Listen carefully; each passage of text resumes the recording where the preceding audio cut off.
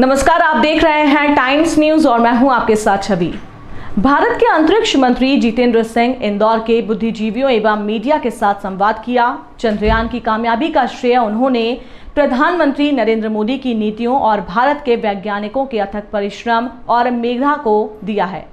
केंद्रीय मंत्री ने बताया कि सितंबर के पहले हफ्ते में आदित्य मिशन को लॉन्च किया जा सकता है, जो सूर्य का अध्ययन करेगा। सांसद शंकर लालवानी के सांसद सेवा संकल्प द्वारा आयोजित इस कार्यक्रम में जितेंद्र सिंह ने चंद्रयान अभियान के बारे में खुलकर बात की। चंद्रयान 3 के सफल लॉन्च के बाद ये पहला अवसर था जब केंद्रीय मंत्री जितेंद्र सिंह ने आम नागरिकों के साथ इस विषय पर इतनी लंबी बात की है। इसी के साथ 26वें ई गवर्नेंस संभल का समापन भी हुआ। इस अवसर पर मीडिया से चर्चा करते हुए जितेंद्र सिंह ने बताया कि आखिर रूस और अमेरिका जैसे देश हजारों करोड़ रुपए खर्च कर स्पेन मिशन पर काम करते हैं, लेकिन भारत इतने कम खर्च में कैसे मैनेज करता है, जिस पर केंद्रीय मंत्री ने कहा कि हम किसी तरह की रेस में शामिल नहीं हैं, बल्कि भारत अपने रणनीतिक उद्देश्यों के तहत स्पेन मिशन को आगे बढ़ा रहा है। साथ ही केंद्रीय मंत्री ने भारत की वैज्ञानिकों की तारीफ करते हुए कहा कि जब कोई महत्वपूर्ण मिशन पर काम हो रहा होता है तो कई रिटायर्ड कर्मचारी वैज्ञानिक अपनी स्वेच्छा से मदद करते हैं, तो भारत के स्पेन मिशन की कम कास्टिंग की वजह से बेहतर ह्यूमन रिसोर्स है। सांसद शंकर लालवानी ने नेशनल रिसर्च फाउंडेशन बिल पर भी केंद्रीय मंत्री से बात करने का अनुरोध किया और उन्होंने विस्तार से इस पर बात की। हाल ही में लोकसभा में अनुसंधान नेशनल रिसर्च फाउंडेशन बिल को पास किया गया, जिसके अंतर्गत 50,000 करोड़ रुपए का एक सीड फंड रखा गया है और सरकार और निजी क्षेत्र मिलकर रिसर्च एंड डेवलपमेंट पर ये राशि खर्च करेंगे। केंद्रीय मंत्री जितेंद्र सिंह ने सांसद शंकर लालवानी की तारीफ करते हुए कहा कि उनके आग्रह पर चंद्रयान और नेशनल रिसर्च फाउंडेशन बिल पर बात कर खुशी महसूस हुई। नेशनल रिसर्च फाउंडेशन ऐसा विषय है जिस पर विपक्ष के हंगामे के कारण चर्चा नहीं हो पाई थी। केंद्रीय मंत्री ने इस बिल को भारत के भविष्य के लिहाज से बेहद महत्वपूर्ण बताया। जो सरकार देगी उसी में गुजारा करना है। वो सरकार के पास कभी इतना देने को होता ही नहीं और कभी होगा भी नहीं और बड़े से बड़े देशों में भी नहीं होता, और इसलिए हम अपनी मजबूरी में अपने आप को बंधी बनाए हुए थे, उससे इसको मुक्त करना। और इसमें एक हमने गवर्निंग बॉडी रखी है जिसके एक्स ऑफिशियो जो प्रेसिडेंट होंगे वो तो प्रधानमंत्री भी रहेंगे, बाकी संबंधित विभागों के मंत्री सचिव, लेकिन उसके नीचे जो एग्जीक्यूटिव काउंसिल होगी जो रोजमर्रा के काम के लिए जो प्रिंसिपल साइंटिफिक एडवाइजर के नेतृत्व में काम करी, जो स्वयं अपने आप में एक विशेषज्ञ माने जाते हैं, उसके अंदर एक बहुत व्यापक उसका स्वरूप रहेगा और हर क्षेत्र से उसमें प्रतिनिधित्व रहेगा। उसमें भारी संख्या में उद्योग जगत के लोग रहेंगे जो आकर के आपको समझा सकें, क्योंकि इसका एक मैंडेट भी रहेगा कि कोलैबोरेशन किस प्रकार की होनी है, किस प्रकार के प्रोजेक्ट लेने हैं, कौन से ऐसे क्षेत्र हैं जिनमें हम अनुसंधान और नवाचार शुरू करें तो हमें भौगोलिक स्तर पर मान्यता प्राप्त हो सकती है। अगर हमने इंटरनेशनल कोलैबोरेशन भी करनी है तो किस में करनी है, ये एक थिंक टैंक का भी काम करेगा ये प्रतिष्ठान, तो उसमें विचारक भी रहेंगे, उसमें अर्थशास्त्र के भी विशेषज्ञ रहेंगे, विज्ञान के तो रहेंगे, और साथ ही साथ ह्यूमैनिटीज और सोशल साइंस के जो आधुनिकता नहीं रहते, तो पूछेगा साहब ये सोशल साइंटिस्ट को क्यों रखा है?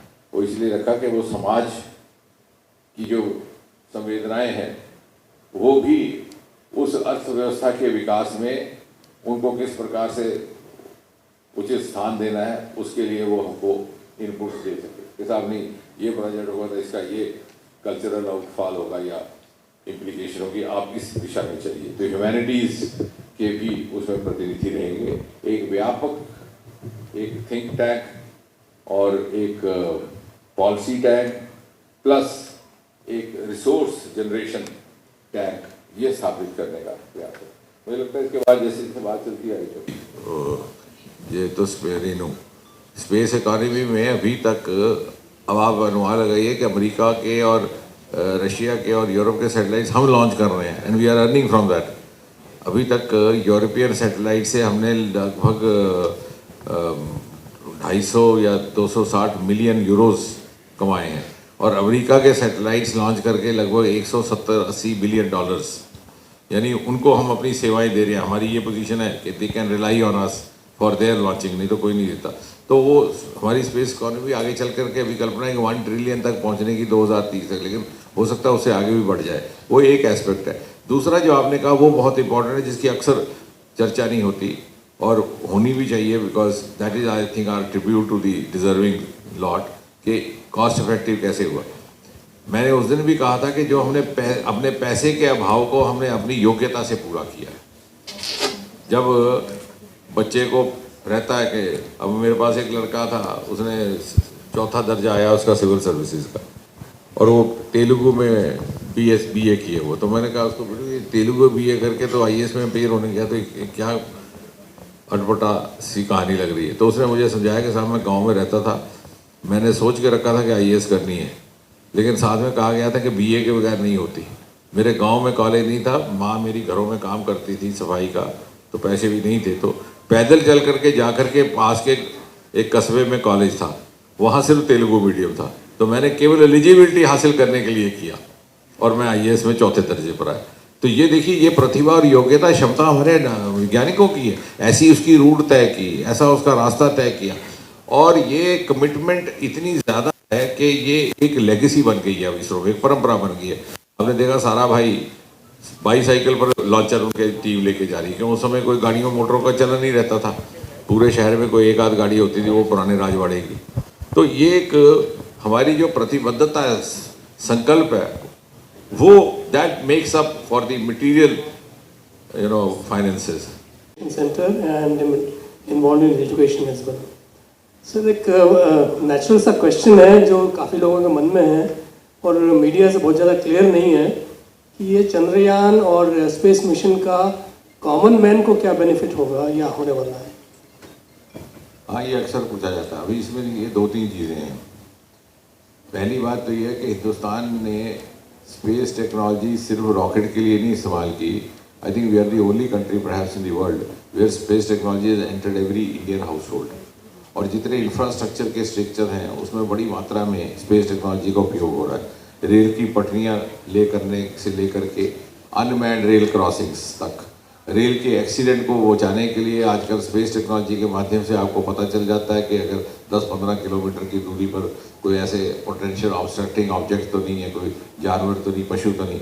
स्वामित्व कार्यक्रम जिसके लिए अभी पुरस्कार मिला गया, पारदर्शिता के साथ मैपिंग, खेतों की, गाँव की, पंचायतों का मेजरमेंट करना, पटवारी को बीच में से हटा दिया, रेवेन्यू के पास जाने की आवश्यकता नहीं, पारदर्शिता आ गई, भ्रष्टाचार कम हुआ, वहाँ भी आज स्पेस टेक्नोलॉजी है। हेल्थ में टेलीमेडिसिन आपने देखा कोविड में क्या कमाल रहा है इसका। इसी प्रकार एजुकेशन में जो आपकी कोचिंग 7-7 लाख रुपया कोचिंग लगता है दिल्ली में जाकर के सिविल सर्विसेज करने के लिए, आज आप सैटेलाइट के थ्रू ले रहे हैं। तो हर जगह स्पेस टेक्नोलॉजी उपलब्ध है, बल्कि आपके घरों में जो टीवी चैनल चल रहे हैं वो भी उसी से चल रहे हैं। तो भारत ने इसका हर क्षेत्र में प्रयोग किया है। दूसरा ये है कि जब आप स्पर्धा में हैं तो आपको ये भी प्रमाणित करना है विश्व के आगे कि आपकी योग्यता क्षमता किसी से कम नहीं, और वो काम आपने उनसे 10% कीमत पर करके दिखाया। अगर वो 16,000 का एक रॉकेट उड़ाता है तो आपने मात्र 600 करोड़ में करके ये साबित कर दिया कि आप किसी से कम नहीं है, उनसे बेहतर है। तो इसमें एक तो आपका वो स्तर बना, दुनिया आपको संजीदगी से देख रही है, वो समझ रही है कि भारत का समय आ चुका है, और आम नागरिक के अंदर भी स्वाभिमान का स्तर बढ़ा है। और जिस तरह से कहा जा रहा है कि बहुत लाभ क्या होगा, क्या कीमत, तो कीमत तो है ही नहीं। 600 करोड़ रुपए उस हिसाब से एक इतने बड़े, और आपका जो गगनयान अभी जो ये छोटी बात कर रही थी ये वायुमित्र की, और ये सारे की सारी 3 मिशन की कीमत केवल 10,000 करोड़, यानी मोस्ट कॉस्ट इफेक्टिव, जितना आपका एक पुल निर्माण में लग जाता है उससे भी कम। लेकिन उससे हमने प्रमाणित कर दिया दुनिया के आगे कि हमारा स्तर क्या है, हमारी क्या श्रेष्ठता है। और ये कहना उचित नहीं होगा कि बहुत ज़्यादा इसमें अनावश्यक खर्चा लगा। और जब ये नेशनल रिसर्च फाउंडेशन आ जाएगा जिसकी बात हुई है, तो ये भी दूसरे सोर्सेज से फंडिंग हो जाएगी। तो ये भी आपको इनकम टैक्स एक्सचेकर से या स्टेट एक्सचेकर से देने की आवश्यकता नहीं है। टाइम न्यूज़ देखिए अब आपके मोबाइल और स्मार्ट टीवी पर लाइव प्ले स्टोर से डाउनलोड करें टाइम स्मार्ट।